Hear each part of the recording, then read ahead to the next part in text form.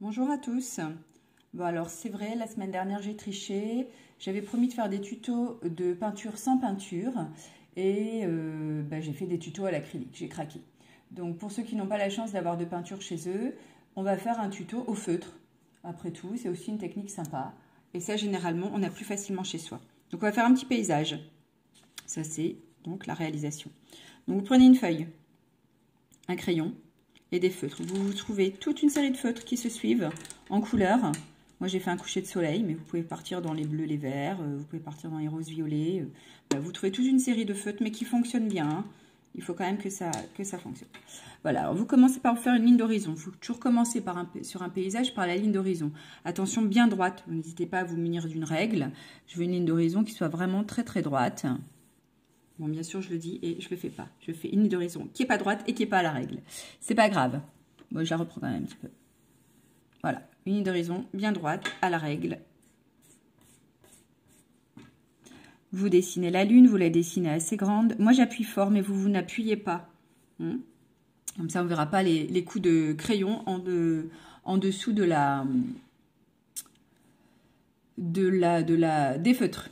Voilà, donc sur ma ligne d'horizon, je vais dessiner un peu des montagnes d'un côté et de l'autre. Voilà. Tout en bas, je vais aussi dessiner le bord du Nil. Et je vais dessiner mes personnages, donc du coup mes deux oiseaux. Alors, pour dessiner les oiseaux, vous commencez par les corps. Donc, j'en ai un qui va partir dans ce sens-là. On va faire des formes simples, comme quand on le fait en cours, pour pouvoir apprendre facilement. Et un peu plus haut, qui est plutôt dans ce sens-là. Un peu plus large en haut, un peu plus étroit en bas. Voilà. Les têtes, donc il y en a une ici, elles ont à peu près la même taille, et une là, avec des becs qui se rejoignent au milieu. Donc celui-ci part vers le bas, celui-ci plutôt vers le haut. Voilà. On leur fait des petits traits comme ça.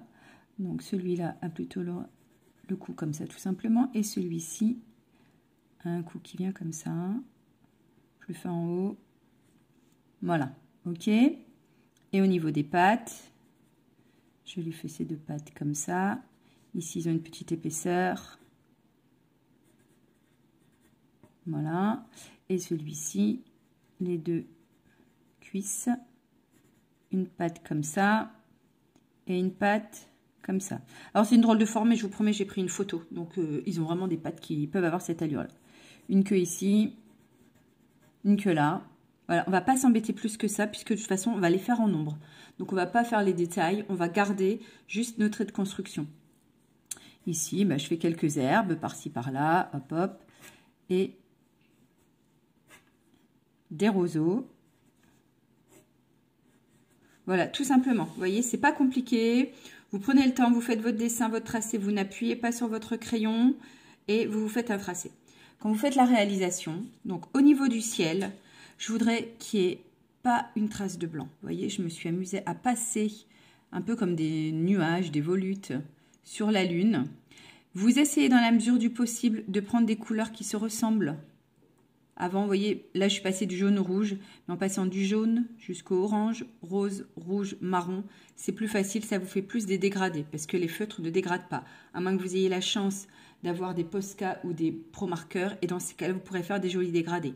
Je rappelle, pour ceux qui ont cette chance-là, un Pro marqueur, vous prenez par exemple le jaune, vous mettez votre orange à côté, et vous reprenez votre jaune que vous mettez en bordure, et les couleurs vont se fondre entre elles. Voilà, après vous mettez votre noir.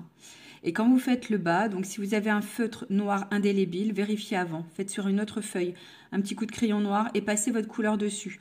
Voir si le noir ne bave pas. Si c'est le cas, l'idéal c'est de faire tout votre noir avant pour pouvoir faire les couleurs en passant dessus. Ou alors si ce n'est pas le cas, vous passez bien fort sur vos oiseaux pour bien les voir.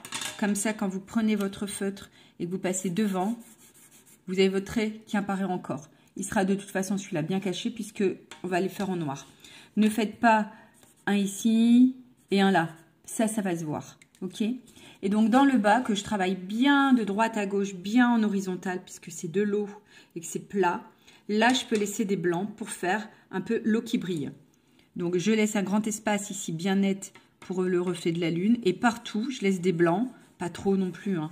Et j'essaye de reproduire au niveau des couleurs. Vous voyez, ce rouge-là, je l'ai reproduit là. Ce rouge-là ici. Le noir, je l'ai reproduit là. Le marron là. Le rouge, le rose. Voilà, j'ai essayé de reproduire les couleurs correctement. Voilà, voilà. Amusez-vous bien. N'hésitez pas de m'envoyer vos dessins par mail. Comme ça, comme d'habitude, je les publie après sur notre Facebook. On s'emmène les pinceaux. Je vous embrasse. Amusez-vous bien. À bientôt.